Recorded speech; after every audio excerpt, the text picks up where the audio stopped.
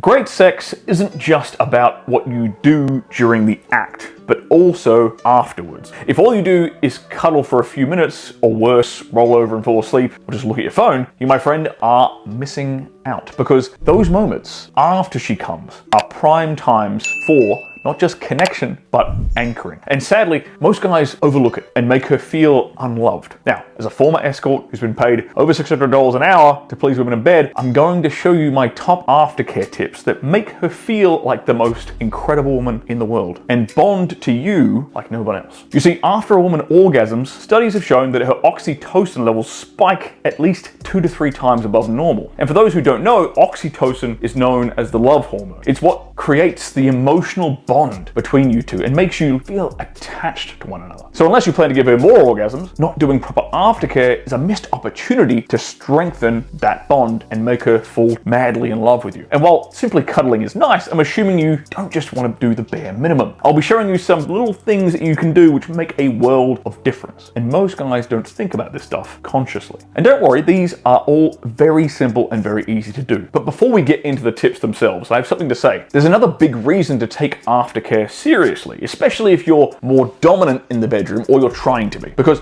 if you are, you're probably making your woman orgasm very intensely, which is great. But here's what no one is telling you. What makes dominant sex so addictive isn't just the dominant acts themselves. It's actually the contrast between that and the loving aftercare you give her. It's being able to take her from one extreme to another. That is the hyper addictive secret sauce of being a true dominant. Because you see, when you're spanking a girl, you're choking her, you're pulling her hair, you're manhandling her over the place, or maybe you're doing more degrading things like face fucking, tying her up, calling her your pretty little slut, these things bring out the dark sexual side in a woman. And women fantasize about these things all the time. So when you bring these fantasies to life, she becomes an absolute animal in the bedroom. But the problem is, women feel shame and embarrassment for wanting all these naughty things to happen. And she doesn't want people to think she's a slut. Well, the average woman doesn't want people to think she's a slut. And because of that, women feel insecure about their dark sexual side. They try to suppress it. But when you're being dominant in bed, you're exposing these insecurities by bringing her fantasies to life, which means that while she's enjoying it, she's basically worried you'll judge her because her panties got wet when you spanked her and called her a slut. And this is why loving aftercare is so important and powerful. You make her feel beautiful, loved, and cared for so that she no longer has those insecurities. You remove all the guilt, the shame, and the embarrassment about those fantasies. And as a result, she feels good about herself with you. In other words, you're building up her self-esteem. You're being a foundation she can build a castle of self-esteem on,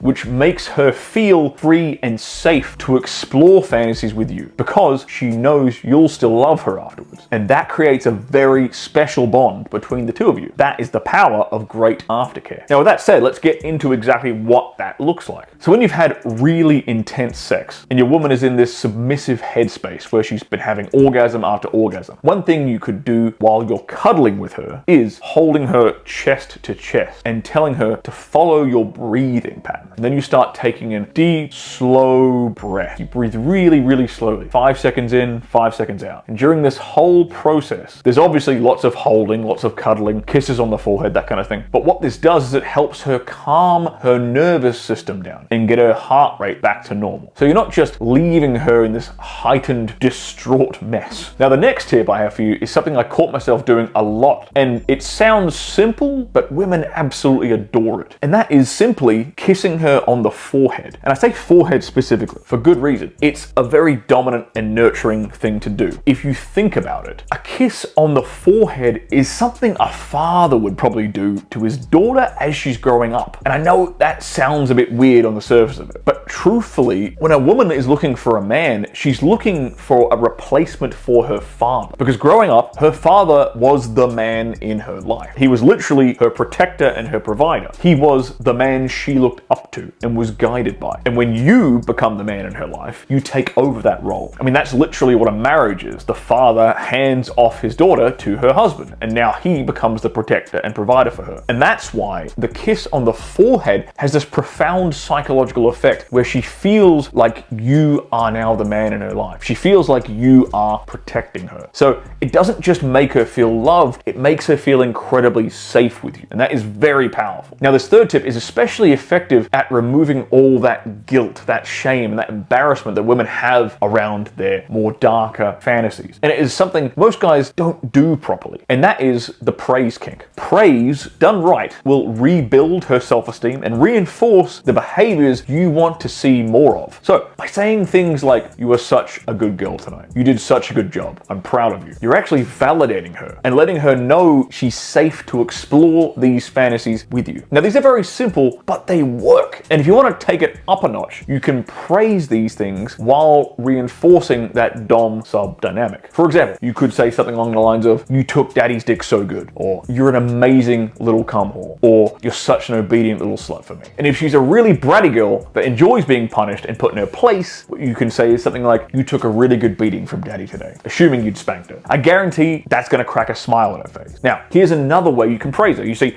a lot of women will have insecurity around their orgasms. They associate it with shame a lot of the times. And it's something a lot of women are self-conscious of during sex. So what we want to do is break that conditioning and reinstall new conditioning, which is that orgasm equals approval, acceptance, fun, being cared for, provided for. So you could say things like, "You look so beautiful when you're coming on my dick," or "You look so beautiful when you're coming for me." When you do this, what you'll also notice is that it's easier to make her orgasm in the future because she's able to be present with you instead of being in such a stuck in her head place and worrying that you'll judge her. Now, this next tip is also a rather important one. Hydration. Get water into her. Women don't drink enough fucking water as it is. And it's especially important if you've been making her squirt and sweat all over the place. And ideally, you want her to get some mineral salts in as well. That helps her hydrate a lot better rather than just plain water, because it's the salt that actually helps water get into your cells in the first place. Another thing is that her blood sugar is likely going to be drained, especially if the session was very intense, because she would have used up a lot of her energy. So if you're a real considerate lover, you could have a bowl of fruit ready to go. That would be a perfect little treat for her afterwards. Now, if the session is really intense, there's another thing you could do. Take a shower together. Both of you would need to shower anyway because you're going to be all sweaty and she's probably going to be covered in some kind of fluids. So just cleaning each other off can serve as like a psychological reset for the two of you. If you do everything I've shared so far, I guarantee your woman is going to feel cherished. She'll feel like you're actually her man. And of course, you'll dissolve all of her insecurities. You'll make her feel safe to indulge in her fantasies with you and only you. But there's just one problem. None of this will work if you don't even know what her sexual fantasies are in the first place. And most women won't tell you because they're too ashamed to. That's why in this video over here, I go over women's top 4 fantasies, and more importantly, I break down step by step how you can satisfy them for your woman.